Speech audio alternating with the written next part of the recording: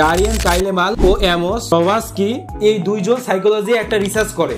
এই রিসার্চ করার পরে তারা একটা জিনিস ডিসাইড করে নেয় এবং তারা একটা থিওরি আবিষ্কার করে, যে থিওরিটাকে বলা হয় prospect theory.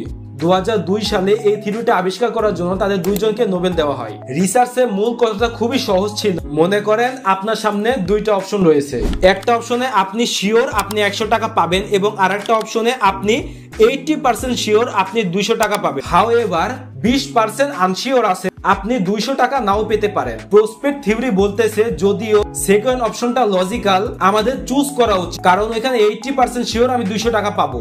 However human brain loss হওয়ার কারণে আমরা লস করতে চাই না, এজন্য বেশিরভাগ সময় আমরা অপশন 1টা চুজ করব, অপশন 2 চুজ করব না। এটা নিয়ে অনেক রিসার্চ হয়েছে এবং এটা নিয়ে অঙ্কও আছে।